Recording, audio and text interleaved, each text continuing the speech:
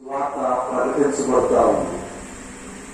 ఏది ఏమైనప్పటికీ కూడా పెద్దలు, కీర్తిశేషులు వసంతరావు గారు ప్రారంభించినటువంటి ఈ పనిని అదే క్రమంలో నడిపించడానికి వారి మనవడైనటువంటి ఆనంద్ కుమార్కి ప్రభు ఇచ్చిన ధన్యతను బట్టి దేవునికి వందనాలు చెల్లిస్తూ ఉన్నాం. ఎందుకంటే యవనస్తులు ఈ దినాల్లో ఆ లోకం చేత ఆకర్షించబడి లోకం వైపు చూస్తూ లోకం యొక్క పోపడల వైపు చూస్తూ క్రమాలను మారేస్తున్నారు. రకరకాలైనటువంటి పరిస్థితులు పట్టణాల్లో చూస్తూ ఉన్నాం, ఆయా సంఘాల్లో చూస్తూ ఉన్నాం. కానీ ఏది ఏమైనప్పటికీ ప్రార్థనాపూర్వకంగా వేయబడినటువంటి ఆ పునాదిని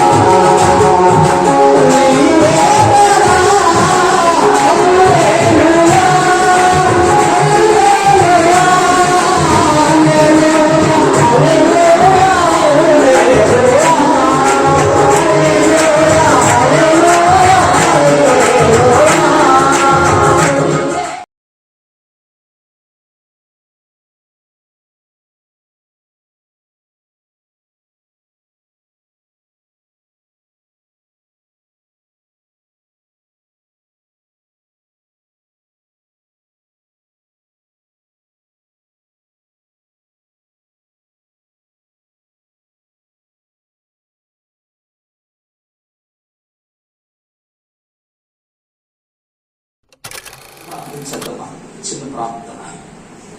దయగల తండ్రి, పరిశుద్ధుడ, మహోన్నతుడా, ఈ ఉన్నతమైన ప్రణాళికలలో ఈ రోజు వరకు మమ్మల్ని భద్రపరిచినందుకు మీకు వందనాలయ్యా.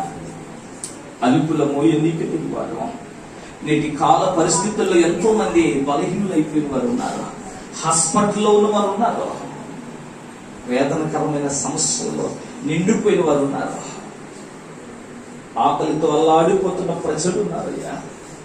రోధిస్తున్నారు, సహాయం ఇంకా అందలేదని. మాకు ఈ భాగ్యం ఇచ్చారంటే నీ కొరకు ఇంకా మేము ఏదో చేయాలయ్యా, ప్రయాసపడాలయ్యా. అయ్యా, ఈ ప్రాంతాన్ని మీరు జ్ఞాపకం చేసుకుని అయ్యా, నీ సేవకులు అన్నను బట్టి వందనాలు తెలియజేస్తూ ఉన్నా.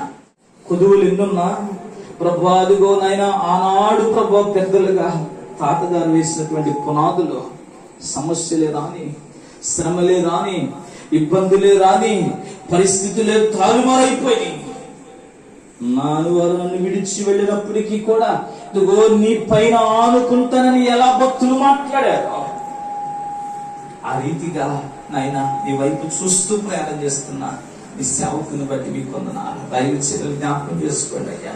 అలాగే వారి తల్లిదండ్రులను బట్టి ప్రార్థన చేస్తున్నాను. చాలా వినయ విధేయతలతో ప్రభా నీ వైపు చూస్తూ ఉన్నారు, మీకు వందనాలు. అలాగే నాయన సంఘాన్ని బట్టి నేను ఎంతో సంతోషిస్తూ ఉన్నాను.